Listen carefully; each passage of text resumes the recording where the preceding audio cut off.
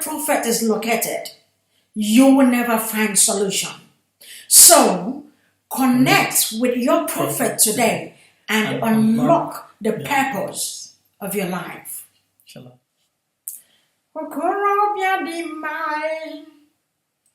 Master prophet, the awakened one, Iyi kwuru neme, okorobịa dị mma, onye amụma Yahuwah, the great seer, Iyi kwuru neme, okorobịa dị mma, Biafra spiritual leader, the awakened one, Iyi kwuru neme, okorobịa dị mma, onye amụma Yahuwah, the great seer, Iyi kwuru neme, okorobịa dị mma.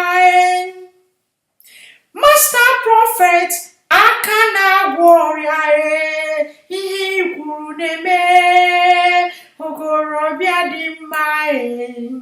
Onye amụma Yahuwah, the great seer, anyị sokwa gị n'azụ, okorobịa kwuru neme, okorobịa dị mma. Biafra spiritual leader, the awakened one, Iyi kwuru neme, okorobịa dị mma. Onye amụma Yahuwah, the great seer, Iyi kwuru neme, okorobịa dị mma. Master prophet, aka na-agwọ ọrịa, Iyi kwuru neme, okorobịa dị mma. Onye amụma Yahuwah, the great seer, anyị sokwa gị n'azụ, okorobịa dị mma. Master prophet, onye amụma Biafra, anyị sokwa gị n'azụ, okorobịa dị mma. Onye amụma Yahuwah, the great seer, Iyi kwuru neme. Onye amụma Yahuwah, the great seer, the difference is clear.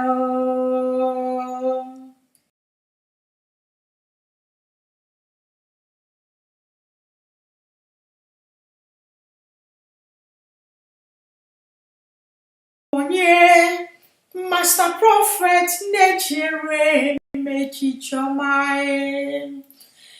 abụ m onye n'ụwa, onye ka mbụ n'ụwa, abụ m onye amụma Yahuwah na-echere echiche ọma, abụ m onye n'ụwa, onye ka mbụ n'ụwa, abụ m onye master prophet na-echere echiche ọma, abụ m onye n'ụwa, onye ka mbụ n'ụwa, abụ m onye master prophet na-echere echiche ọma. Abụ m onye n'ụwa, onye ka mbụ n'ụwa, abụ m onye master prophet na-echere echiche ọma. Abụ m onye n'ụwa, onye ka mbụ n'ụwa, abụ m onye.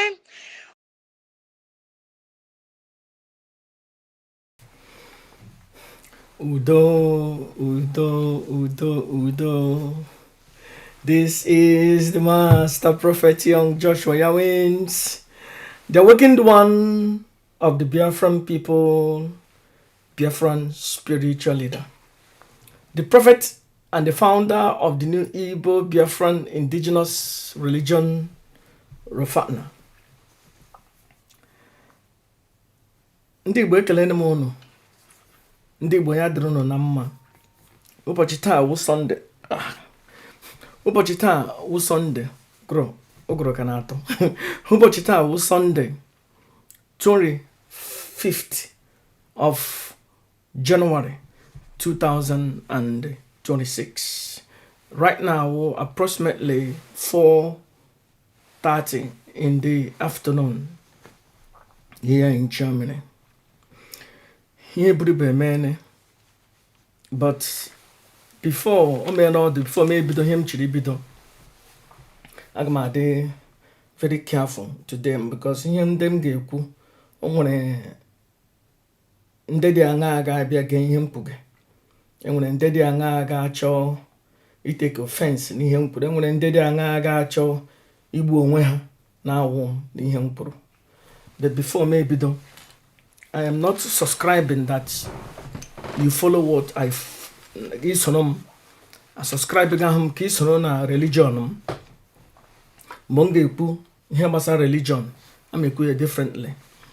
But we are program religion aside, just going here basara IPOB. But still, onye ọbụla nwere ikikere practice ihe ekpukpere ya. So onwe mgbe m si onye ọbụla na-ege m asịga ha na ndị IPOB ga-eso n'ihe m na-eme n'ihe m na-ekwu na okpukpere m dị iche, because I am awakened. I am the awakened one. I have seen the behind of the Pawentapa. Ahunam na emperor asụhụ trouser. Ahunam ike dị ochi. Ihe dị ochi na-akọ. Ọ na-atọ m ụtọ. Yara onye na-atọ ụtọ, ya tụrụ mmanya. Before m ebido, aga m eji ọjị. Bisi enwere ndị iro ga-abịa na chọọ ịkọ onwe ha nshi na-awụ m. Because I'm na different ike inwere ike iwere onyonyo mmadụ ji channel ka onye hụ nshi. Amakwa m na inwere ike iwere onye na-ekwu okwu ga-efocus ya na enwere energy or ike ga channel jikọ ya nshi. So because of all those things, achọrọ m ihichashi onwe m before m ekwu okwu. Eji m ọjị na-akpọku Chukwu wụ naanị mmụọ nọ n'ala Igbo. Ọwụ Chukwu kere ụwa. A na-asị na Chukwu kere ụwa maka na-enye attributes. Nwaanyị, ejibute nwaanyị, ọ na-akpọ die odogwu na die ewe odogwu.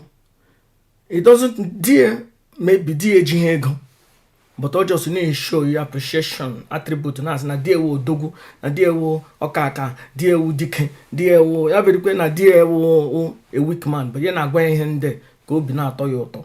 Ihe awụ attribute anyị na-enye Chukwu. Although a lot of religious leaders has been compromised, according to Mazi Nnamdi Kanu, they say na DOS, they compromised. Some of them are compromised. So a lot of religious ndị ọdịnala are compromised because when in mixing with okpukpere ndị ọcha butere n'ala anyị with ihe anyị na-eme. So because onwe onye kọwara na ha ọfụma enwebe an awakened one ever n'ala Igbo anyị mbụ. Ndị nna ha gwara ha, nna ha kọrọ na ha ke, nna ha kọrọ na ha ke, nne ha kọrọ na ha ke. Enwebe onye josru nwee the understanding otu ihe dị without mmadụ ekere eke ịgba ya okwu n'ala Igbo anyị. Ihe ama ha wụ na nna ha gwara ha na ha wụ ndị Israel. Ihe a gwara na nna ha gwara ha na ha wụ ụmụ Adam na Eve, Abraham na Moses na Jacob. Ihe awụ ihe nna ha gwara ha. Ihe awụ ihe ndị ọcha gbara nna ha. Nna ha are continuing that bullshit to today, but they are working the one. I know into that. You know ya no gị chọhụm ekpukpere m biko wepụ ya aside, but gere inwe ntị ga mee research on your own. Chukwu wa agbara na-eri ọbụrụ ọkụkọ, agbara na-eri ọbụrụ ewu n'ala Igbo. Chukwu ine ya ọbụrụ ọkụkọ ya anụnụ gị, ine ya ọbụrụ ewu ya anụnụ gị. Iwetakwa ọjị kpọọ Chukwu anụ olu gị, maka ọjị ka na-eji akpọku mmụọ. N'ala Afrịka niile dị iche iche ọjị ka a na-eji akpọku agbara mmụọ. It means something. So eji m ọjị na-akpọku mmụọ nọ n'ala nna m Amadioha nji ọfọ ya, na-akpọku mmiri anọ nọ n'ala Igbo nji ọfọ ha, na-akpọkukwe na mmụọ ọzọ na-achọghị ịkpọ aha bịakwutere m Sim that you are the awakened one. Na honam genede awakened. Bia woro form. Na ga mechekwa gị. Ofo hunji also mmegbu. Onye mere nji ana mmegbu mmadụ. Onye filekwane na ya ga-emegbu m. Onye ha ga-abịa na njedebe. Ihe ogu na ofo na ogu nji. Asim Chukwu ndị Igbo nụrụ olu m. I am the awakened one that have transcended the mind, that have seen the behind of the Paiwan Tapa. Mana na emperor asụhụ trouser. Ihe niile bullshit ya na-akọrọ na anyị na ekpukpere na Bible na ihe niile. Ihe ndị ewu bullshit. Ihe ndị ọcha concord dere anyị. And after our ancestors ndị bịara na njedebe with ike egburu na njedebe enwezi ụmụ ha ndị ọcha so zụọ ha niile akọrọ rubbish kọrọ bullshit. Israel asịkwa, Abraham asịkwa, Adam asịkwa, ihe ndị is irrelevant. Ihe ndị ọcha shiri na-abịa na today. There is an awakened one that ijere ihe niile hụrụ na ekpukpere niile dị iche iche. Ahụna m Buddhism, ahụna m Christianity, ahụna m ihe niile transcended the mind. Hụ na Chukwu anyị dị iche. Chukwu wa gbara ndị Igbo, ndị Yoruba nwere ke ha, ndị Hausa nwere ke ha, mba niile nwere ke ha. Nga m nọ na Germany enwere ha agbara nke ha. Obodo oyibo niile ala niile nwere agbara nke ha. And agbara ha niile wa agbara. Ele ihe wu Chukwu. Chukwu awụhụ the Almighty God. Chukwu awụhụ the Almighty God. Chukwu mmụọ ndị Igbo gbakwutere. Chukwu na-eche anyị. Almighty God wu light, energy, voton. Enweghị nwoke duru n'oche. Ogodo ya na-akpụ n'ala. Nwaanyị onye ọzọ nọ ya by the side. Efulefu. Ọ bụrụ onye ọzọ nọ ya by the side. Enweghị. Ndị ewu ihe religion kọwara n'anyị. Ekekwala ihe mkpuge. Ekpekwala ihe mkpuge. Jee mee research. Chukwu mmụọ dọtatara ike. Onye ọbụla amụrụ n'ala Igbo ọ nọ na jurisdiction of Chukwu. Nwoke ọbụla onye Igbo ọmụrụ ọ nọ na jurisdiction of Chukwu. Otu ihe dị. Hapụ ndị dibịa ndị ọzọ na-ezuzugharị. Ha sị osebụla ụwa na osebụla ụwa kere ụwa niile. No. Attribute eji na-enye na iwe osebụla ụwa kere ihe niile. Attribute. Because in those olden days onwe onye ma na enwere mba ọzọ nọ ne. Onye ọbụla fili no nga ha nọ the highest. Europe na Egypt ha sị gị no Amen Ra. No the God ihe niile. All those understanding. Onye ọbụla nwere mmụọ. At the end of the day Amen Ra wo the God ndị Christians na-eso. Or Amen Ra the God of Egypt. Ikpe mekpere gasị Amen Ra. Onye ọwụ. Ọwụ onye awụnye onye ọwụ. Chukwu n'olu m. Onwe onye bịara nga abịa ige m na chọrọ ịkọme isi. Chọrọ ịkụgbu the awakened one. Chineke akapụkwala ya. Ejina m ha ọla. Ekwekwele ka onye ọbụla kụọ m isi. Ndị iro Nnamdi Kanu ha ekwo maka ihie maybe ka ha ji nweta Nnamdi Kanu ha na-achị ekugbushi ndị na-echekwa Nnamdi Ezebiro Nnamdi Kanu. Chineke ekwele ka ha gbuo m. Ekwele ka ha kụgbuo m. Ekwele ka ha ji nshi gbuo m. Enwe onye mmejọrọ mkpụrụ okwu ya aṅa kọtọ aha ya. Biko bifo ga-egbu okwe m gba m agba. Ya bụ na eziokwu na emeghere m gị. I, the awakened one, be a friend spiritual leader. Aga m ahụmbụla onwe m rịọ gị arịrịọ. Sị gị gbaghara na m. Maka ihe mmụọ wụ. Ihe anyị na-emewu ihe mmụọ. Ọwụ ihe a na-eme na chọọchị. Ihe a na-eme na chọọchị wụ nwaanyị jee kwa iko gbagide di ya. Ya eje na chọọchị. Father or pastor say ya forget about it. Na agbara na gị. Ya eje ya kwa iko ọzọ. Ka ahụ dị iche. Ihe ndị a wụ ihe ndị ọcha butere. Agbara n'ala Igbo ije kwa iko. O nwere ike file na agbara na gị. Ka eje rịọ arịrịọ wote ewu wote ọkụkọ ya gbara na gị. Ka kwa iko ọzọ ya kụgbuo gị. Ihe awụ Chukwu. Ekpem na Chukwu. I, the awakened one of the Biafran people. Ekpem na Chukwu. Na ihe ndị ezumezu ya niile. Na ihe ndị ọzọ ya na Chukwu na-arụ ọrụ. Ekpere m na Chukwu. Enwere onye ọsị na ekpere naanị chukwu na ekpe hụ na ndị ezumezu ya niile na ndị mmiri na ihe ndị ezumezu ke gbasara gị. Ekpere m na chukwu na ihe ndị ọzọ ya na ya na-arụ ọrụ n'ala Igbo anyị. Chineke ekpekwele ka ha gbuo m. Ndị iro Nnamdi Kanu ekpekwele ka ha gbuo m. Ejukwere na m ha lụọ ọla.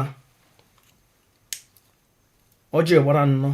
Chineke ọjị gbakwara nnọọ. Nna m akọji ihe m ọdịnala Igbo. Nne m akọji ihe m ọdịnala Igbo. Onwe onye kọrọ na m na ihe akọrọ n'anya nwa akụkọ ndị ọcha kọrọ na ha eji rie ha ọrụ. So ma emete biko mmụọ na-egbukwele m. Nsere dikwe na onye ga-akọji nne m atana m ọjị. Chineke kwukwele ka ndị ọjọọ na jọrọ njọ ọjọọ ka ha gbuo m. Ndị nọ na IPOB wu ndị ọjọọ na ndị nshi na aja. Some of them ndị ogbu arụ ọbara. Ndị ha na nwanne ha ga-akwụji ije. Ha hapụ ndị iro chụma agbịrịgba ọkpọ nwanne ha. Chineke ekwukwele ka ha gbuo m. Ọnụkwa na ọsọ ọjị a na-eji eji ihure. Chineke ekwele ka ndị ọjọọ na ndị agba arụpụ ndị sabo kwele ka ha gbuo m. Ndị ọjọọ jọrọ njọ ọjọọ. Chineke ọnụkwa na ọsọ ọjị. Onwe onye Chineke m nshi ya wụ ọkụkwala. Nwekwa onye chọrọ ịchanelụ Chineke ya wụ ọkụkwala. Ọ ga-abịa na mmezu. Ọnụkwa na ọfụ.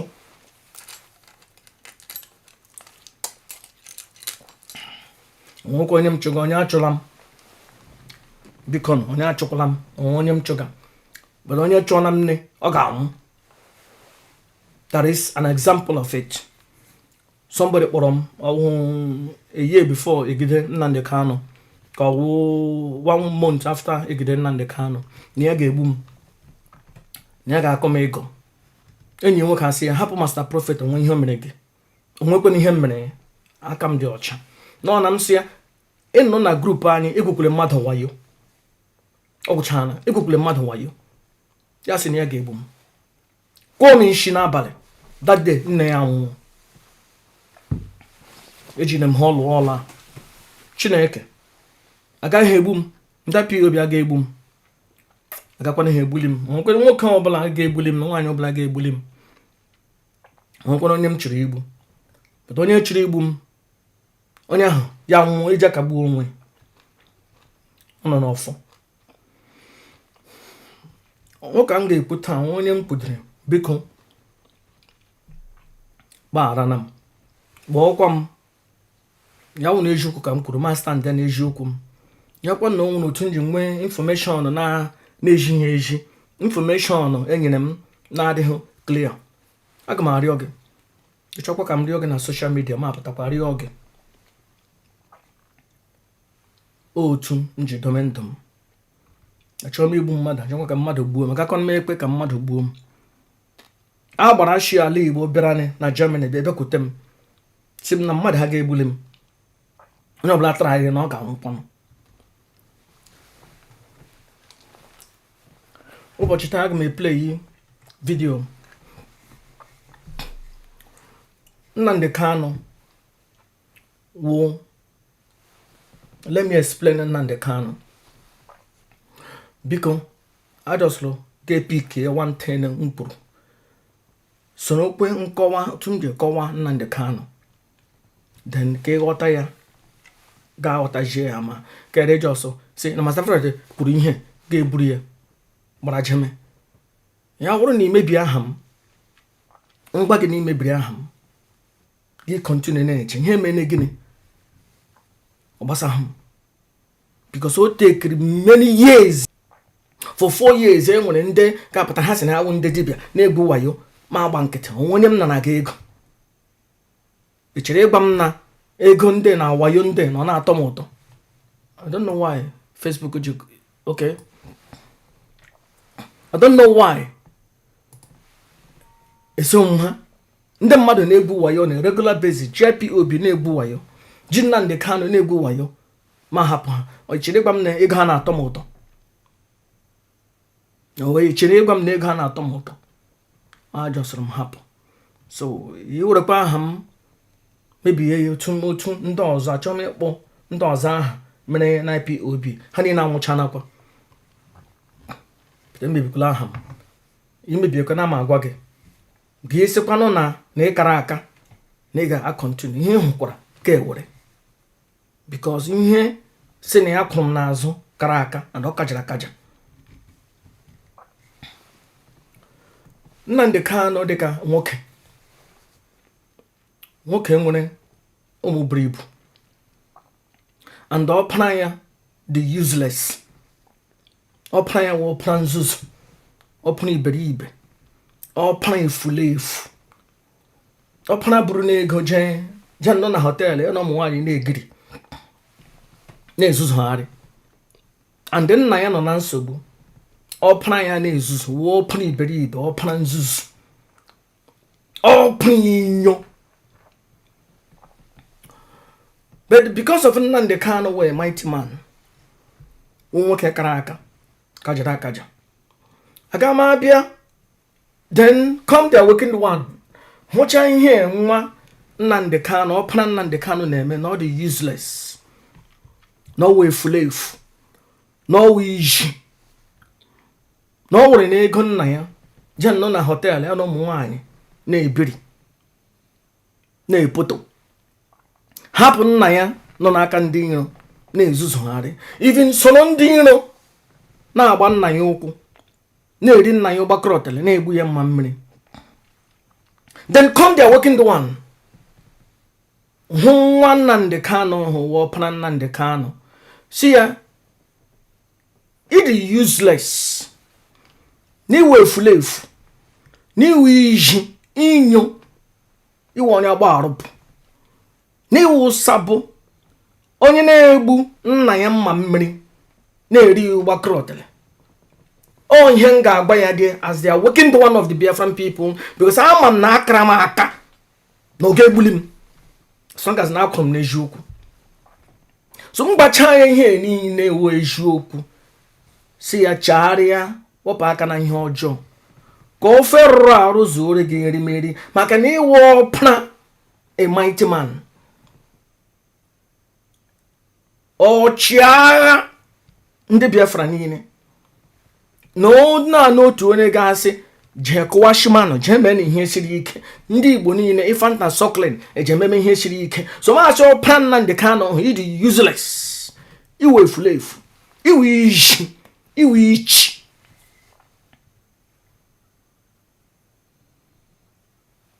But hapụ aka na ihe ọjọọ, laghachite ka ị nwee ike were tronu nna gị, ka ị nwee ike were ọfọ nna gị. Then ma atụgharịa anya hụkwanụ Nnamdi Kanu, Supreme Commander of the Indigenous People of Biafra, nga ọ na-abịa. Hey, masị, hey, onye isi, onye ndu, ya dịkwara gị na mma, ya dịkwara gị na mma, ya dịkwara gị na mma. Nsị, hey, na mụ na ọpara gị hụrụ ebe na mụ na-ekelecha na, hey, onye isi, ya dịkwara gị na mma. Maka ihi nọ a mighty man, aga m ya fayarị n'ọnụ ịgwa ya na ọpara ya wụ iji.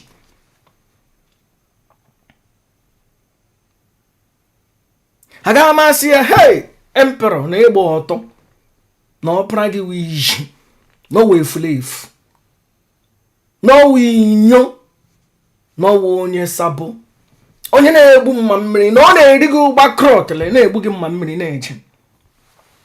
So mgbe mụ na ya na-ekwu okwu, ya sị m, hey, kwana m hụrụ ọpara ya, hey, na-enye ya ihe ọbụla ya chọrọ, hey, na ya nyere ya ala ke, na ya bi na eke, na ya mere eke, na ya kpọcha ala bekee, na ya mere eke, na ya mere eke. Nsị ya, hey, ana m ahụ aka ọrụ gị na ịhụ na ọpara gị bụ n'ụlọ. Nsị ya, onye ndu Nnamdi Ezebiro, hey, na ị na-eme ihe ọma nwoke kwesịrị ime iji na nwa ya na ihe na ọpara ya bụ n'ụlọ.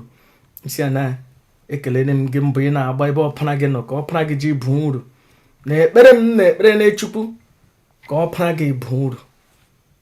Ya ele m anya, shi m ise n'ọkwa n'ihe ya na-ekpere chukwu ka ọpara ya bụ uru. Ya wee wise man. Achọrọ m iji asị ya ọpara gị dị useless, na ọpara gị wee threat to your kingdom. Mgbe m kpuchara ukwu, ya agba nkịtị lee m anya feke n'ishi, marakwana indeed na ọpara ya ahụ iji na ọsabụ, no one were going to do anya na le opanya.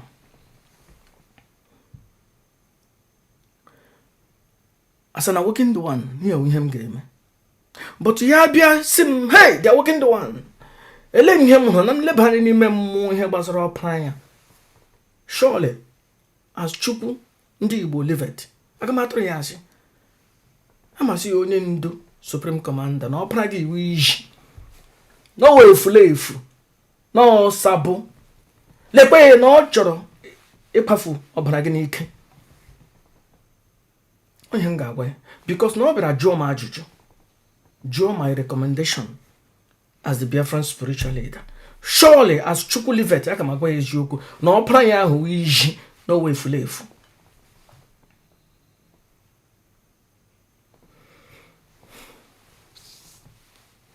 Nnamdi Kanu, he would a IPOB. Nnamdi Kanu, he would a DOS. DOS war prior. Only one in Naga or Lolo. Lolo, where she my grandmother shini. Ojan and mini. Burabo. Butterin them mini. And mechan henine. With a white, Gigi, just Sumaya, Yana, Gayabara, Mbrimbanaka, Brachan Henulu, Baran Henoko, O Tuno Jaga, na village journey, Dagayamu. Eshini Lolo. Agmano katon one in the nefe fare na social media, and Hana bon ha Lolo. Agama on one in Lolo, Dagama matana, surely. No jana mini bubri hibu, brabo jana mini, I'll go hand Hana and Mena church. Church nation one in Lolo. Nation mother chief in our church. Bastardization of the culture of our people. Agama boy Lolo. Keep boy madam. On 191, I'm more for Lord. More than 45 or 50. So ya uru 50 akma gba yoku anyhow. Ya kwa no ya trom ma pe lala as on ya trom ne. Amam no wan tak ma pe lala. Nnamdi Nneka.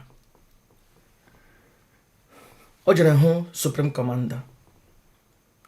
And ekukurenum yesterday that very soon no get end up otu umwani high wage end up and no get too fast. And no get jack egbu onwe. Oseti ene na the Supreme Commander of the Indigenous People of Biafra ejenoji through nde okiwu. Anyị ga-egenye ndị okiwu kwuru. The mark of one anọ. Biko, ka anyị gane dị ihe. Must maintain decorum, must maintain unity of purpose, and must be focused on the purpose for which he is in detention. My friend Patrick Agazie will continue. All right, thank you. And a quick one. In addition to the message already given, or the message is already given, MNK hereby directs that Lolo Nneka Chimezie ceases to make utterances about his person, about his detention, in general about his matter.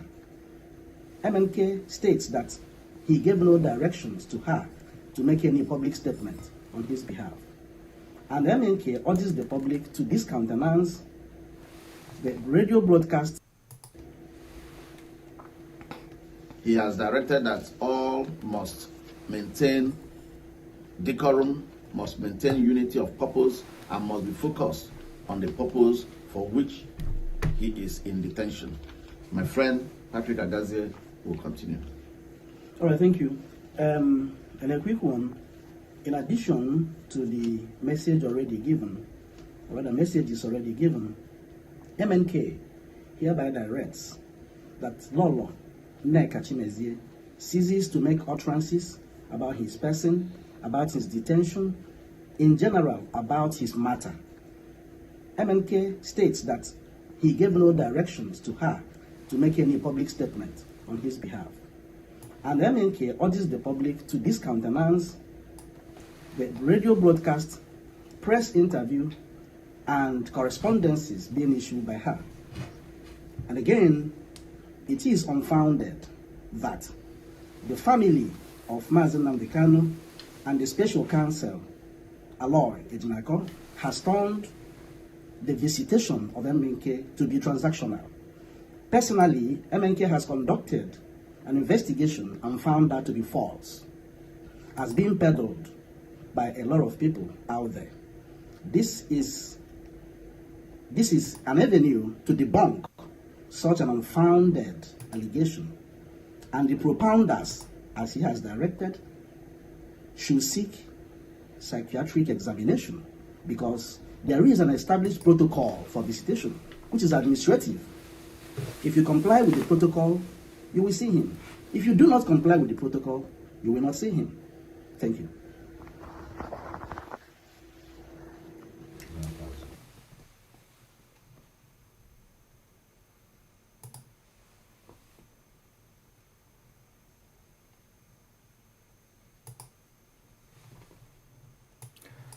Ndewonu. Enwere ihe ndị dị iche iche pụtara na video na. And I hope na I played all these videos because all the nwere kem na no. Enwere na one of the recordings the barristers kwuru okwu. Mazi Nnamdi Kanu jiri oji. Enwere ihe 3 points Mazi Nnamdi Kanu kpatara aka. Number 1, ọ kpara aka DOS. Also onye ọbụla stop with na akpari DOS.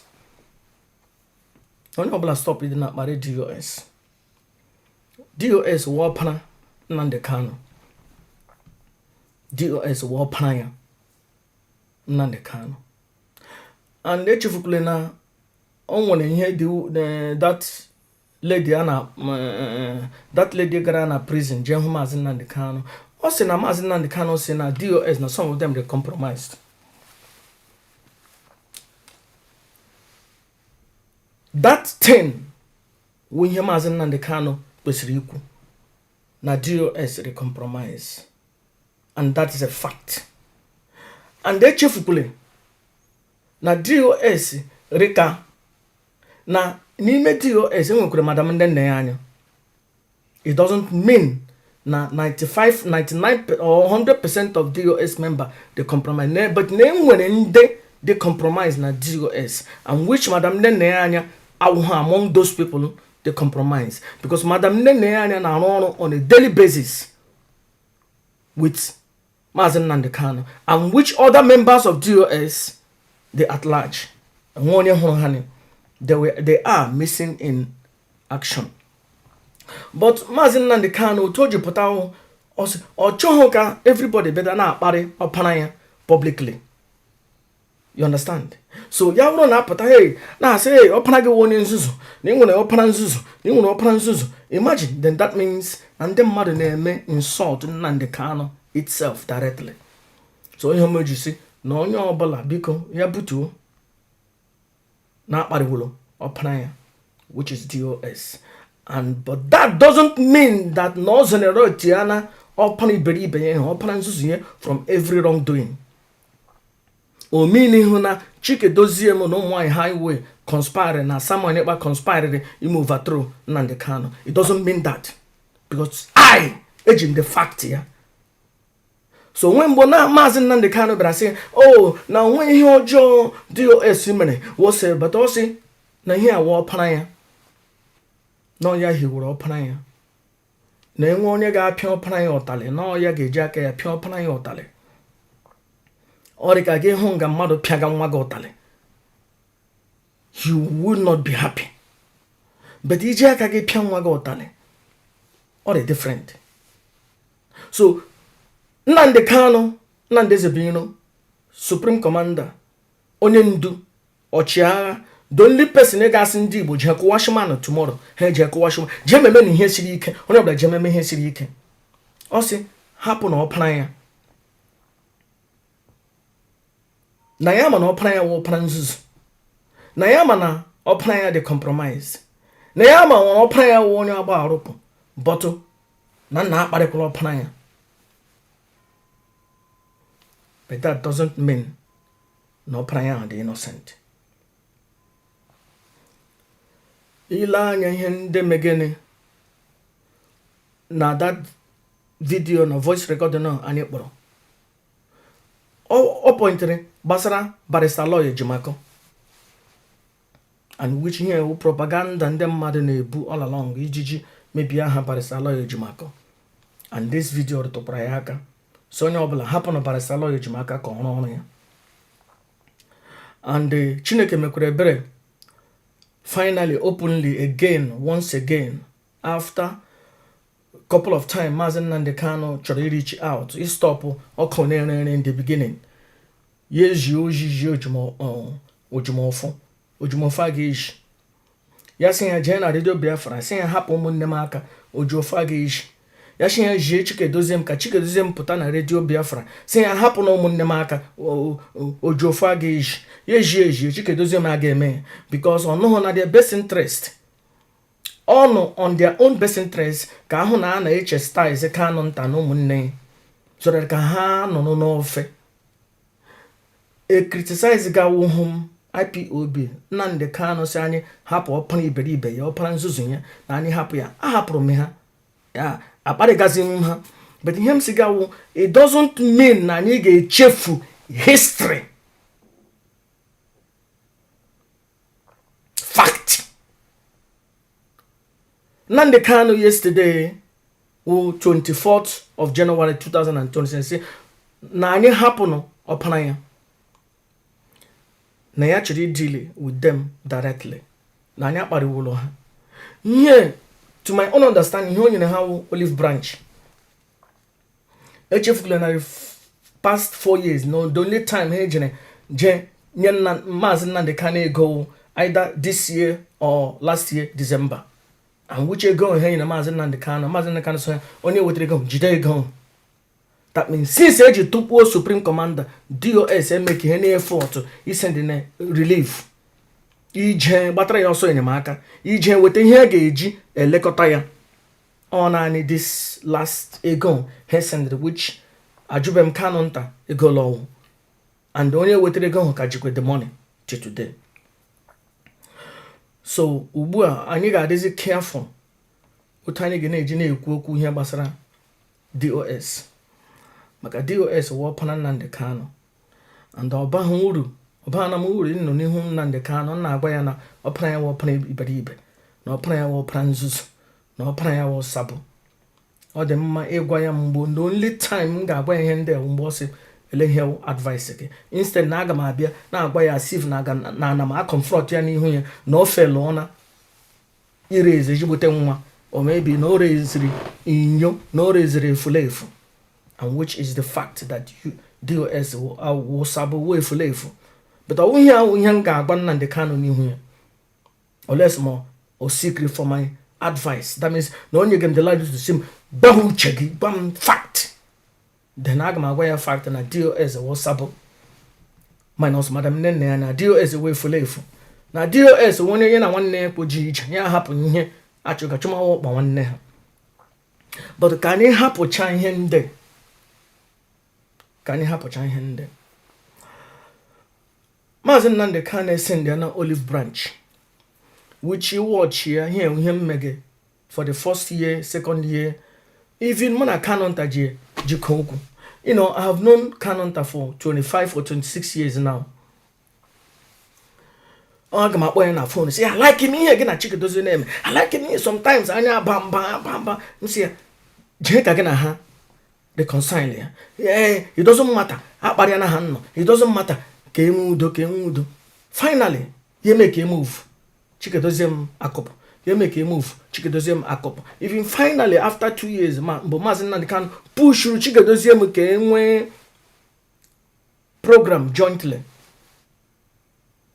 He made that one. I continue again. So, ehona otunheji me at that time, but who are now? The olive branch, Mazi Nnamdi Kanu sending now to DOS. Let me acknowledge. Here, signal, here, positive vibe. Can you help go to know the negative vibe and how unda barob? Can you help go to know the negative vibe and how undo unda bateke? Can you help go to know the negative vibe na how one year and 1 1/2 each? ha hapụ ihe achụga chụmawo agbịrịgba ọkpọ nwanne ha ka anyị hapụgodo na ahụhụ ndị chọrọ ịkpapụ onye isi ha fact replace ya mgbe ọ nọ n'aka ndị iro ka anyị hapụ na ihe ndị ka anyị today ka anyị sị na okay anyị ma fact but ka anyị just pretend ya na anyị ama ka anyị many extend this olive branch ịma ihe mere nwere mgbe ha sị Mazi Nnamdi Kanu let me go to that book but achọrọ m ka video na anụ ọdụ too much ihe ahụ weekend achọrọ m ite ime other things biko nyere m aka ka m chọọ this letter iwe were m yesterday ma were this letter tizie ya na social media ka ndị mmadụ hụ ya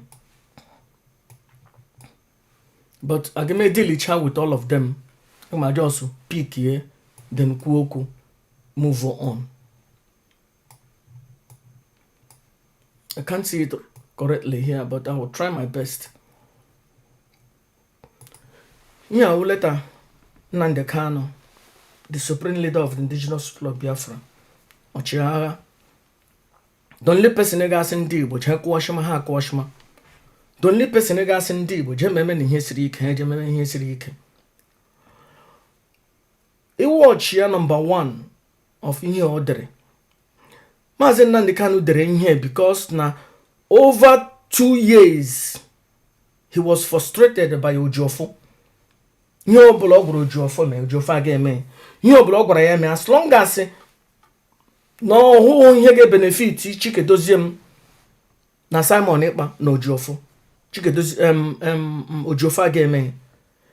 Ojofo frustrated Nnamdi Kanu for over 2.5 years before I did this letter. Modre letter ye were nye another neutral lawyer. Ocho he nye Barrister Jumako because nye Barrister Jumako hate ye foul. Ye nye kweni Ojofo ge deliver this letter. Eme bige ma he. Apare gan kono me. But that is a fact. Nnamdi Kanu akpo lawyer ozo, a neutral person. Were akwukwo de ihe communicate here with the person.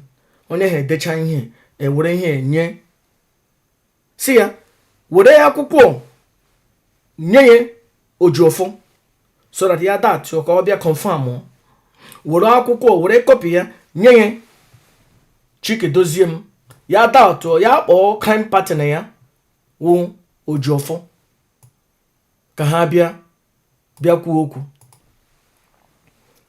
Mazi Nnamdi Kanu tere ihe and them articulate in here though anyị achọchahụ iti ihe openly because of otu ihe dị at that time. Number 1, enwere ihe dị important na number 1 which m ga-akọwa ọfụma.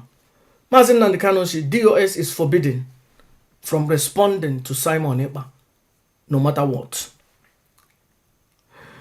Ihe ewu for my own understanding ihe ewu a matter of the enemy of my enemy is my friend. The enemy of my enemy is my friend. At that particular time, Chikedoziem DOS na Simon Ekpa na log. But remember, in the beginning, they were all working together. Mbo Simon Ekpa bera buzibu. Rezie more popular than DOS. Then Hana fight is here. And at that same time, they are enemy to Nnamdi Kanu. In fact, he overthrew at that time. And he check by that time, this guy Dr. Zubike, aslan that Nnamdi Kanu the irrelevant, not this Uber. Ile at that time onye na-akpọ Ikenga sị na Nnamdi Kanu n'ụlọ ha wụ Sodom and Gomorrah ngo ụmụnwaanyị na ụmụnwaanyị befa na arụ onwefa aka n'ike.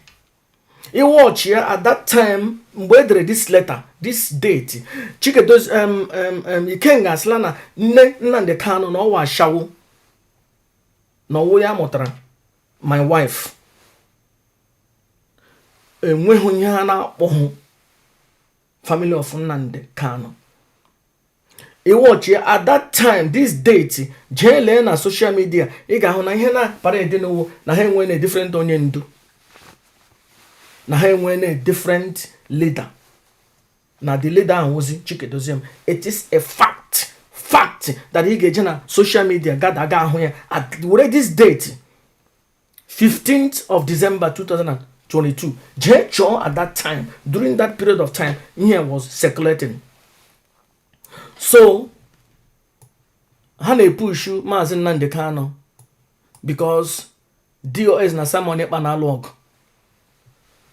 DOS na Simon Ekpa na log. Hane push through Ojofo. Hana actually pressurize Mazi Nnamdi Kanu.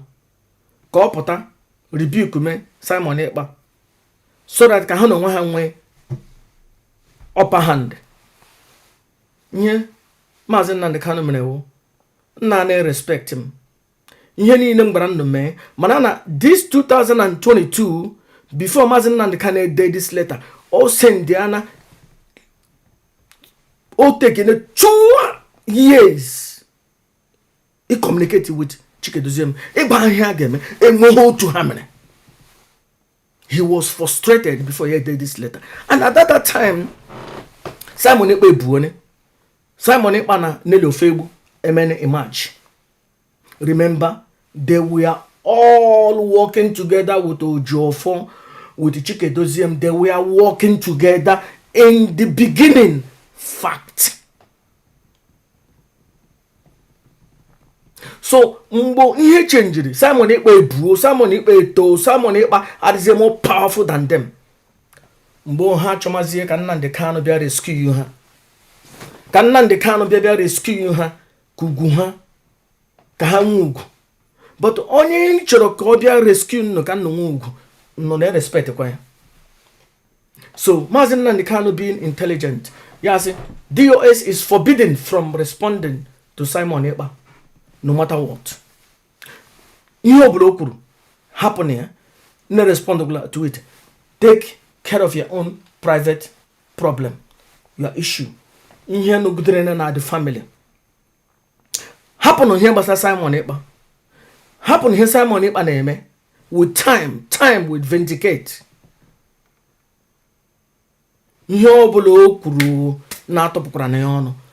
Focus on na ihe IPOB mega. Let's say order from Nnamdi Kanu, the leader of the indigenous people, onye foundro DOS. Were Chikedoziem dome onye isi. Were nne ya anya si ya jide ego na ihe ndị ọzọ. Ya si ha lekwe ihe nnu ga-eme. Hapụ na Simon Ekpa ihe ọbụla o mege ka o mere eme. Hapụ na ihe ọbụla o kwuge ka o kwuru me lefu na ya anya. 2 also DOS should never dabble into the finance of IPOB. At that the same time, akpọrọ na ha nne na ya anya jee court so many places. Akpọrọ na ha nne na ya nwebe ihe na-eme ha madam nne na ya anya. Nwebe ihe na-eme ha Kanu nta. Ọ sị wepụ n'aka na finance. Focus on n'ọrụ nnọ. Na-ekere ọrụ eke. Third, all sacked national coordinators appointed by Nnamdi Kanu himself must be reinstated. That means ndị niile nnụchara achụ eji nwee gide ga-agba ọzọ. Ndị niile nnụchụpụrụ achụpụ eji nwee nsogbu. Ndị niile nnụchụpụrụ achụpụ ụzọ na-agba ọkụ, ụlọ na-agba ọkụ. Kpọghachite ha back. Kpọghachite ha back. Here, instruction Nnamdi Kanu, final instruction Nnamdi Kanu, the supreme commander of the indigenous people of Biafra. Onye ndu ọchịagha. Here, final communication here with Chikedoziem. The last option. Also, all sacked national coordinators appointed by MMK himself must be reinstated with immediate effect. Order of the leader. Let's go to number 4. No national coordinators to be removed without. You see, now any national coordinators Yemen appoint himself, that DOS should not remove them. Let's go to number 5. The head of DOS should immediately announce the new appointment of German national coordinator. Have they done all those things? No. Nye order Onishi. Ya wuru na Nnamdi Kanu Onishi DOS. Then here order ya. And all the Onishi must be carried out. I'm going to understand na asi na Nnamdi Kanu ekwune so na opra iberibe ye, opra nzuzu ye, opra sapo ye na anyị hapụ ya. Then anyị aghọtala, but opra sapo ye ga-eji anyị dati na ya echari ya. Opra sapo ye ga-eji anyị na ya na ọnụ na ha nọ na ihe anyị na-eme. Na ha ga-respect kwano onyeisi anyị. Na ihe onyeisi anyị kwuru na ha ga-respect ya. Na ha ga-ahapụkwana na họteelụ ha nọ na-ebiri na-epoto na ha ga-alaghachite n'ụlọ bịa legide ụlọ bịa jide ọfọ nna ha ka ofe rụrụ arụ zoro ha erimeri. Let's go to number 5. Number 5. The head of DOS should immediately appoint the head of DOS should immediately announce the appointment of the new German coordinator. Have they done that? 2022 to today, or how many years? Number 6. Head of DOS to inform all coordinators not to send in their monthly dues to Germany. That means Nahane send ego every month to Germany. Have they done it? Number 7. Italian coordinators should not be tampered with.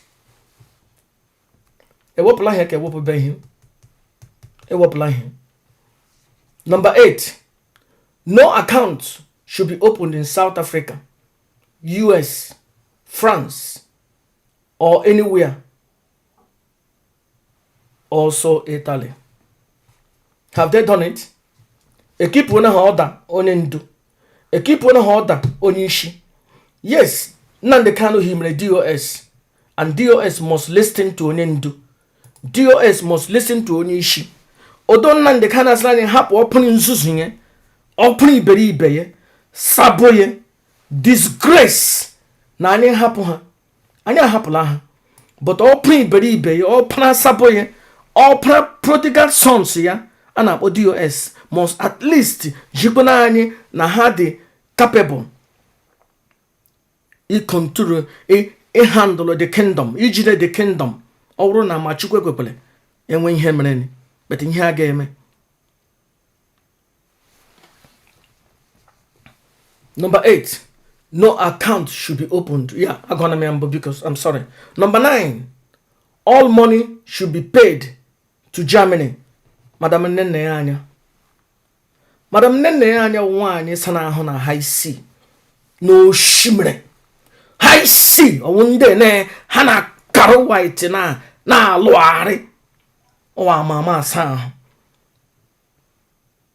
Chukwu ji aka saa ya ahụ. Only the karo white. And on one, a woman behind the successful man. And she is indeed. Oh, prove that woman, man, that chikote pono. One in there, and Agbasiha, Agbala digging, I got baby would dig in Abale. Agbala digging. Madam Nene, I know that category. Okaraka. Okajarakaja. Okaraka, Okajakaja. Also, number 9, all money, egonine, ndai POB nwene. Egonine, na ga send ya to Germany, to account in Germany. DOS, emena ha ihe, emebe ihe. They must implement the order of the Supreme Commander of the Indigenous People of Biafra. Ya una aka ha na una aga ha nnokwa n'ihe na aga ha nnokwa n'ofe. Ọ na-eme onye eze chi kpọbata ọpụna iberibe ya ka ọ were eze. Most of the time communities ga-ajụ revote. So ọpụna iberibe gị na-egbu na-akpafu ọbara, ọpụna ibe gị na-akpọrọ ụmụ nwaanyị ndị ọzọ na-atụmachi ha ime, onye ga-eme eze. Asị eze ime ya eze, anyị achọrọ eze ọzọ. But Nnamdi Kanu, Nnamdi Ezebiro, supreme leader, supreme commander, onye ndu ọchịagha ewere na olive branch nyo useless ọpara ya, ọpụna iberibe ya, ọpara nzuzu ya wụ DOS si ha laghachite ma onye na ha olive branch. Ha nakwa olive branch. The only way anyị ga-eji amata na ha ewere na that olive branch wụ ịpụta may implement the order of the leader of the indigenous people of Biafra. May implement. Hapụ ide na akpụgharị Kanu nta. Hapụ ide na akpụgharị nne nna ya anya. Hapụ ide na akpụgharị Ojuo barrister lawyer Ejimakọ. Focus on ọrụ ha kwesịrị ịrụ by United Family. Leke m gụrụ mbụ na-ekwu ọzọ na-abata m n'ishi. Chineke leke m gụrụ mbụ. No account, okay. All money. Number 9. Let's go to number 10. Let's go to number 10. Na-ekwu ọzọ na-abata m n'ọnụ. Chineke mene mebere. Number 10. DOS must avoid dabbling into finance of the family. To avoid ihe mere mbụ, onyo mere mbụ. At the end of the day, ihe repeat the last time, kwa ihe repeat gị ọzọ. Ndị gbaga mgbe okpuru Nnamdi Kanu na mbụ, ọkwa ndị na-agba ya mgbe okpuru n'ihu. Time oge setiene ka m kpụ ihe ka m nọ na-ahụ ihu m, ka m wepụ ihe, ka m nọ na-ele m anya n'anya. Oge erule bụ ndị DOS ga-atọ ụkwa jara onye ọbụla na-akụrụ ha ekpe n'ezi. Onye ọbụla na-akụrụ ha ekpe ka ha kpochapụ Kanu nta na ụmụnne ya. Onye ọbụla na-epushu ha ka epushupu barrister lawyer Ejimakọ. Time has come because it's no longer on their best interest ka onwekwa onye ha na-alụrụ na proxy war. O setiene mgbe DOS ga-asị no, anyị aga na-alụzi proxy war. Inwe ihe nwere against Kanu nta na ụmụnne ya, jee na social media jee kwuo ya directly. Jee articulate yourself. Inwe nsogbu ị nwere wuchi barrister lawyer Ejimakọ, jee settle ya yourself, jee kwuo ya yourself. Ị gaa na arụ ọrụ through us. That is one thing that they have to prove to us. Because enwere ndị na-arụ proxy war na-eyuzu ọpara nzuzu, ọpara iberibe, useless ọpara Nnamdi Kanu DOS na-arụ na-eme inyo na-sabotage Kanu nta na Emmanuel na Nnenna na ụmụnne niile, na-agba barrister lawyer Ejimakọ ụkwụ, na-agba madam Nnenna anya. Nwaanyị sara ahụ na ha isi, Chukwu ji aka saa ya ahụ. Mekweni ya ṅụjuo mmiri a n'afọ. Ọwụ ndị na-apụtani ha na-akụ inyo eme ka ndị agbara ọgwụ anwụ n'isi.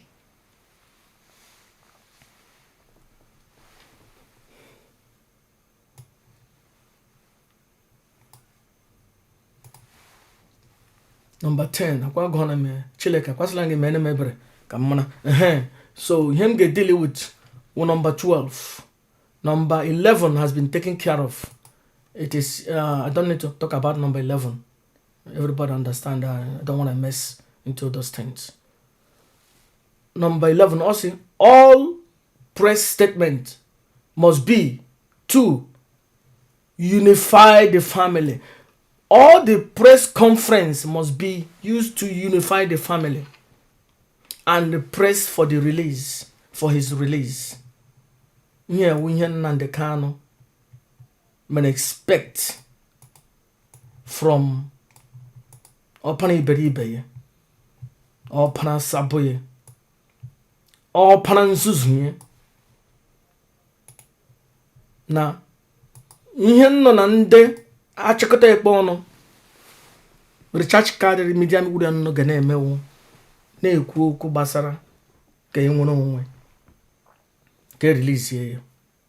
Every press statement a ga-eme wiji unify ya the family. Or won't happen somebody na use na fight proxy war against Kanu no name. Or won't happen ka somebody na use na fight proxy war against Barrister Lawyer Jimako. Or won't happen ka somebody na use na fight proxy war against Nenna anya proxy war. O si ka o wuru na ihe obula na-apụta na radio wu naanị ime ka the family shike. IPOB one family. IPOB one family. Onye Nnamdi Nnamdi Kanu demanded from DOS. And this is what the awakened one of the Biafran people, Biafran spiritual leader demanded. Kani who truly Nnamdi Kanu say, hapuri o pranzuzu o pni beribe ye, ani kwerekwe, but o pni beribe o pranzuzu useless o pnagi. They prove that they are equal to the tax. He may go obey. He may go obey. On here, and you need demand. Yes, open Suzuki. Nde brago kunde mere $720,000. Nde hana one im nacho epo aha promise m nagama ahapu ya. That may use generally umwani highway. Hana ya ihe niile ha mere mgbe okpuru niile ha gbara Nnamdi Kanu anyị echefuo ne anyị ahapụla ebe aga m echefu ya anyị ahapụla ebe aga m echefu ya. But the only thing I'm ga-eji the awakened one ma consider ilete ndị anyanwụ ịhụ na truly na ha arịọ na mgbaghara. Sorry. Truly na ha arịọ na mgbaghara na anyị agbaghara na ha and na ha abịala clean. Enwere enwere ihe na-akpọ ndị alcohol anonymous ndị na-aṅụ ihe. The first way iji mata na ha adịla clean wụ ha ikpere na ha wụ ndị aṅụrụma ihe. And all the difficult onye na-aṅụ ihe ikpere na ya wụ onye aṅụrụma. And though ihe a ga-ejigide ha one day ha dị broken they say yes na ha wụ onye aṅụrụma. But na ha chọrọ ka azọpụta ha. And mgbe ohu ka ha confess na ha wụrụ onye aṅụrụma ga-ahụ na ọ gara ahụ ha dị clean from drugs and alcohol. DOS ga-ekpere na ha edere and that now they are happy. This olive branch Nnamdi Kanu sending her on the 24th of January. And vindication. Each and all a vindication. You won't use Chineke or Piagan, each and here na Nnamdi Kanu vindicate again. No, Makano Bakayuku. Yauna no Buru Nenayanya all along. I Yaruze Bregu. Yaman no Megan here, Bokananta, or Umune Yaruze Bregu. Yende in number for 4 years. Nigachan Nnamdi Kanu a use the opportunity to vindicate no. A vindicate the benno, you don't know olive branch. Wopon a tanshi. Wopono focus on. Say okay, let's go back to the drawing board. IPOB one family. Can you kumeko okwu ọzọ? Echetere mgbe a na-asị hey onye ndu Nnamdi Kanu hey anyị jee na radio Biafra to study. Nnamdi Kanu si ha laghachite no back. Why do I waste time with this class? So here Nnamdi Kanu chọrọ anyị chọrọ ka nnọ chi anyị na nnọwara mere understand here wụ an olive branch. This is not a vindication. That one each on the name vindicate in no. In fact, you won't use it. Use it. I try me boy maka. Iwe fulave ichi okokokewo. Iwe fulave. This is not. You are not being vindicated. You are Nde DOS Nnadi, you are not being vindicated. But rather, Madam Nene has been vindicated because they're in a black and white. Women egonga. The only way the working one, let them any DOS member apart from Madam Nene they're beginning to implement the order of the Supreme Commander of the Indigenous Rule of Biafra. Yahweh, they are useless to me. He may implement one by one. Then I don't care. And when any a little tiny skin in the game, I say I have no skin in the game. And when also, but how may you obey? Ono n'aka ndị iro ya nwe ihe m ga-agwa Nnamdi Kanu mgbe m pụtara aga m atọ kwajara ya eze bete otu ọ nọ n'aka ndị iro ya ri oji o jiri nnụ mee na ya mezuo na ya nnụ mezuo na ya mụ na ya nnụ garị na mma achọrọ m ka nnụ ghọta enwere some people ga ka misunderstand ihe m na-ekwu mana nọ na nwere madam a na-akpọ madam Mwani na-eji njilipụta ha Madam Okorafor. Madam Okorafor was part and parcel of resistance against Nnamdi Kanu. But the lay Nnamdi Kanu mere. Nnamdi Kanu jiri oji to barrister law Ejimako. Ejie Madam Bridget Okafor. And went together. Mazi Nnamdi Kanu used the concept of the enemy of my enemy is my friend. Madam Chineke nnekwu ọzọ na-aba m n'ọnụ. That madam mkpọrọ ahụ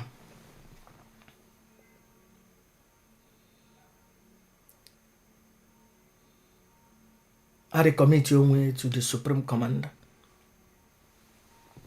Immediately, Supreme Commander say, T na DOS. Till today, it's na DOS.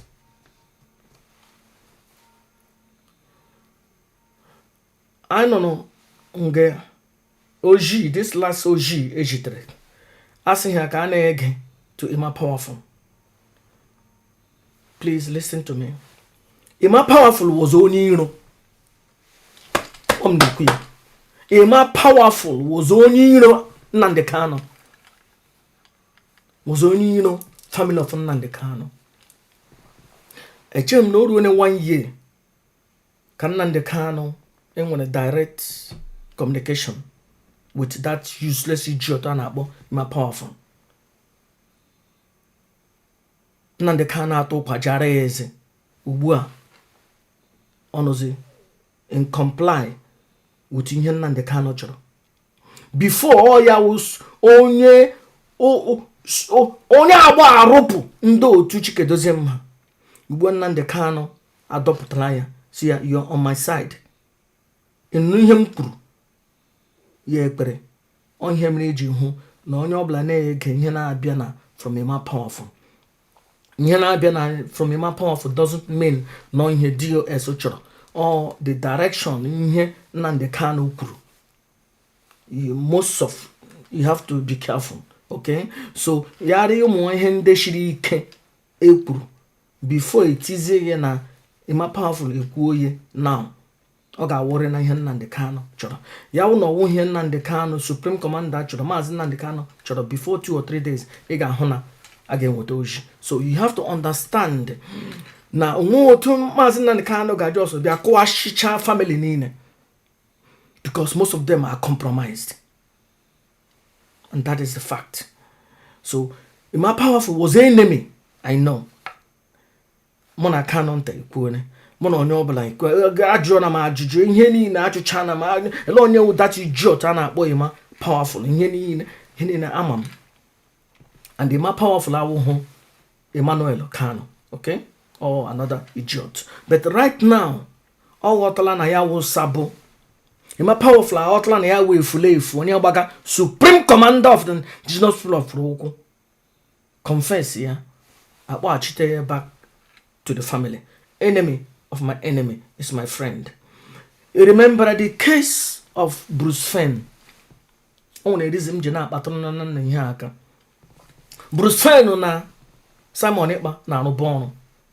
Bruce Fenn na Ojuofo na arụbọọrụ. Ha na-eme agbata eke.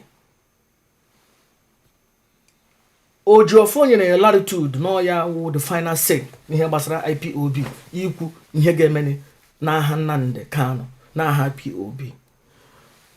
Mazi Nnamdi Kanu walked through Barrister Lawyer Ejimako. Enwete Bruce Fenn.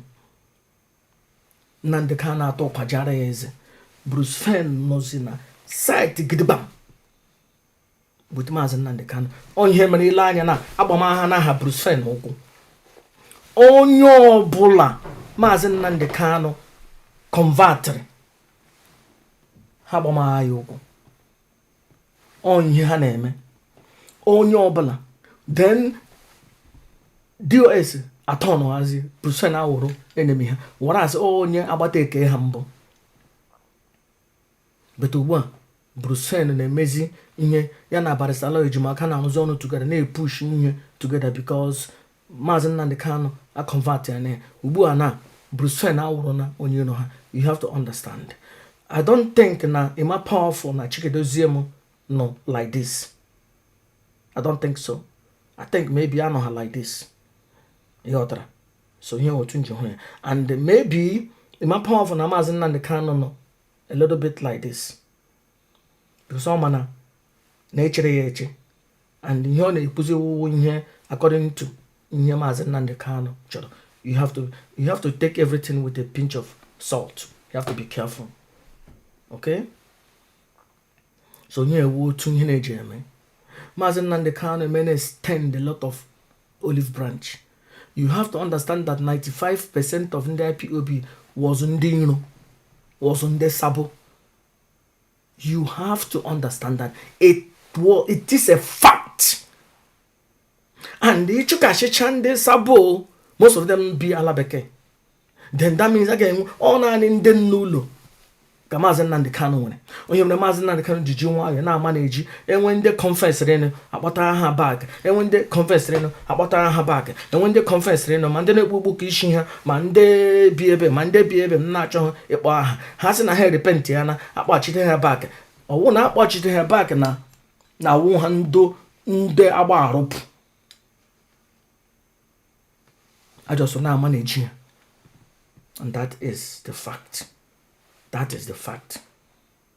But awu na asị na onye oshi awụ onye oshi. Awu na asị na onye agba arụpụ awụ na onye agba arụpụ. Ọ na asịla ha ndo. And the ndo asịrị ha ngba batama ha back. Doesn't mean that na wipe ona ashi niile ha tụrụ. Because maybe ya wụ na this idiot n'ụlọ na-ekpokpo ka isi ya wụ Darlington. Na ọ sịla ndo. Egebemie for the past 2 or 3 years. But I don't know situation na nnam na onwere otu okwu ya edizi ya wụrụ na ọ sịla ndo ya wụ na Nnamdi Kanu ejie ya directly ya ejize nwayọ na eme ihe. It doesn't mean that no ya so onye bidoro coup against Nnamdi Kanu maka ya bidoro ya e change the fact no ya bidoro ya but no na ọ realize ya na ya arụ n'ala pụọ eze n'elu asị ya ngba continue. So get that, understand it. Agama akọwa ya ọzọ. Ekelene m nọ n'ụbọchị taa. Biko ihe m na-ekwu spiritually. Afọsụga m nọ ka m nọ sono m. Yeah, my own private and personal opinion. But ihe ndị m bitụrụ aka na IPOB, I tried my best iji kwuo ya n'ụzọ eziokwu.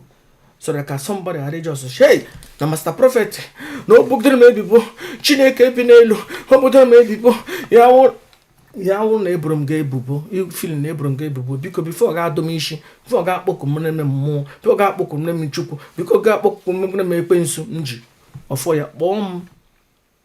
I got Mario Garrido. And you need the Hebrew one. You need the Hebrew. You need him, strike him, gay boo wiggy, mo gay boo niggy, mo gay boo or panagi. ọka mma na ịkpọrọ m akpọ m sị gị ei nwanne Nneọma biko gbaghara na m na ihe wụkwa infọmeshọn na mfiliri ọ na o nwere otu ọ dị aṅa ma arịọ ga-arịrịọ ka ị ghara igbu m ọ ka ị ghara ịchọmakwana igbu m gosi ama m na ị ga-egbuli m ọ na ka ị ghara ịchọmakwana igbu m ga-egbu onwe efulefu gị ga-egbu onwe gị. So biko enwe onye fili na o nwere otu njikwa okwu dị aṅa ga-efili na ọwụwa eziokwu ịkpọ m aga m agba gị lekwa faktị m ji ihe ya rụkwa na o nwere otu m ji kwuhie mebie aha gị as long as Chukwu leave it aga m arịọ gị arịrịọ even I don't care ikwuhie openly sị na ihe m kwuru na gị gbaghara na m. Biko nụ I tried my little best ịhụ na edile m with this issue. Oji lawyer abụọ na jitere or Supreme Commander jitere ya. Yes, I don't know. Oji video na ụmụnne anyị abụọ na jitere or Supreme Commander jitere ya. Yes, Oji ominini ụmụnne anyị abụọ na Oji ha jitere or Supreme Commander jiri ya. Yes, Nnamdi Kanu jiri ya. Yes, Nnamdi Kanu jiri ya. Yes, but it doesn't mean no investigate any DOS. Human ne DOS wapna his first blood. Opna ike okorobịa and olega ha anya na ha wụ ndị ọjọọ which he said through that woman na hadla compromised. Ọ chọrọ ka ọ pana prodigal son ya laghachide back ka ọ fere arụ zoro ha iri. This is my take and I think ya wụrụ na ị nwere ọgụgụ isi ị ga-aghọta ihe m na-achọ ịkọwa. Ndewonu, Chukwu gọzie unu. Ihe m chọrọ hụ ka enwe udo na IPOB. Ihe m chọrọ ka ndị DOS laghachite. But agaghị agwa anyị, agaghị eprove that Nnamdi Kanu wụ onye isi ha. Ha ga-apụta kwuo na Radio Biafra na Nnamdi Kanu wụ their Supreme Commander. Ha ga-apụta kwuo na Radio Biafra na Nnamdi Kanu na-edu IPOB. And ya wụrụ na Nnamdi Kanu na-edu IPOB, na-elidi IPOB, ha ga-eme ihe Nnamdi Kanu kwuru. That's ihe ndị Nnamdi Kanu dere. They will implement it. All the whole coordinators here will prewepo. They will reinstate them. Ndị ọzọ ha tinye, they will remove them.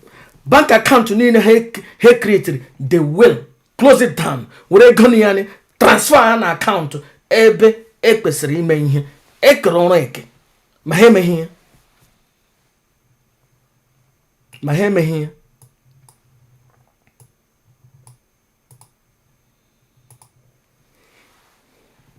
Ma ha emeghị ya. Anyị ma eziokwu. Ma ha emeghị ya. Nnamdi Kanu created ya. But they are no longer for Nnamdi Kanu. The burden of proof on them. He proved to us. When he use the agent ha. Ibuari job. This job ọ batala na 18. Kosi na anyị na nnọ nye Mazi Nnamdi Kanu himere na nnọ ka kpọrọ with him. Achọrọ m ịhụ na Radio Biafra nga ha na-ekwu okwu gbasara IPOB without ịdị na-akparị ụmụnne Nnamdi Kanu. Internet ameme ụzọ. Achọrọ m ịhụ na IPOB na a na-ekwu okwu na Radio Biafra iji na criticize Barrister Lloyd Ejimako.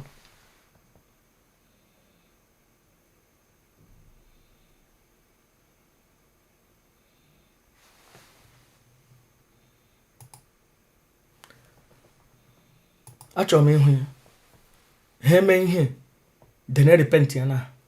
ya urukwa ke a na-eme na church nwanyị na-akwa iko jee na Sunday first of the week ya che pastor forgive ụmụ na akwana m iko pastor si ya na ya forgive onye father si ya na ya forgive onye nye oriri ya erie jee kwa iko ọzọ bịa chite ọzọ bịa conference ya na oriri ya wụrụ odirike a chọrọ total surrender, end to the rebellion against the supreme commander of the indigenous people of Biafra once and for all.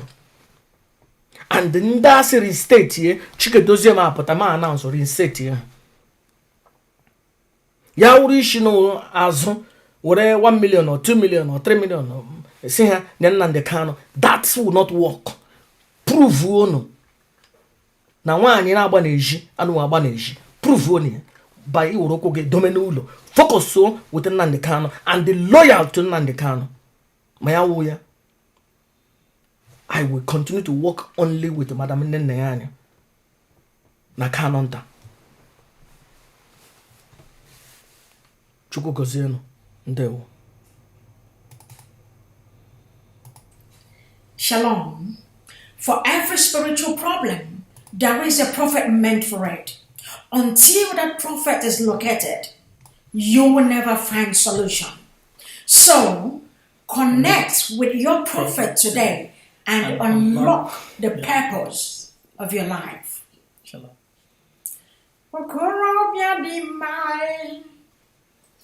Master prophet, the awakened one. Ihe kwuru n'eme okorobịa dị mma. Onye amụma Yahuwah, the great seer.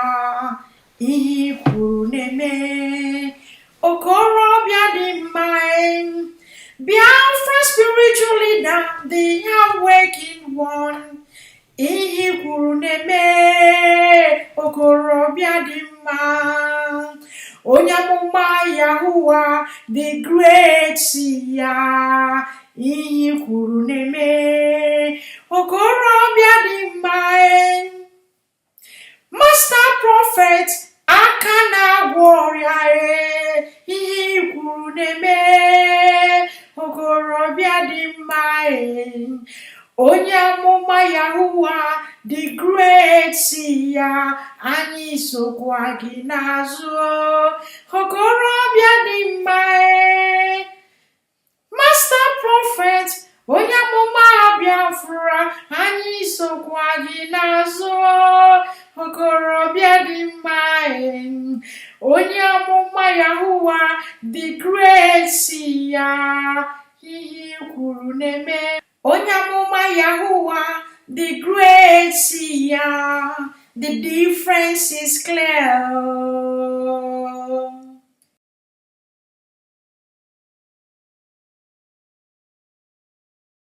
Abụ m onye n'ụwa, onye ka mbụ n'ụwa. Abụ m onye master prophet na-echere m echiche ọma. Abụ m onye n'ụwa, onye ka mbụ n'ụwa. Abụ m onye amụma Yahuwah na-echere m echiche ọma. Abụ m onye n'ụwa, onye ka mbụ n'ụwa. Abụ m onye master prophet na-echere m echiche ọma. Abụ m onye n'ụwa, onye ka mbụ n'ụwa. Abụ m onye master prophet na-echere m echiche ọma. Abụ m onye n'ụwa, onye ka mbụ n'ụwa. Abụ m onye master prophet na-echere m echiche ọma. Abụ m onye n'ụwa, onye ka mbụ n'ụwa. This is the master prophet, young Joshua Yawins, the awakened one of the Biafran people, Biafran spiritual leader, the prophet and the founder of the new Igbo Biafran indigenous religion, Rofana. Ya duru na mma n'ụbọchị taa. Na ndị ekele m unu nke ukwuu na nne niile gbakọtara biko ka enwe udo na IPOB, ka enwe udo, ka anyị unify ya na DOS ka anyị ga-agbaghara na ndị mejọrọ anyị, ka anyị niile na-aga n'ihu maka ọdịmma ala anyị, adịmma ala ụmụchukwu Biafran land. Ekele m unu, ndewo.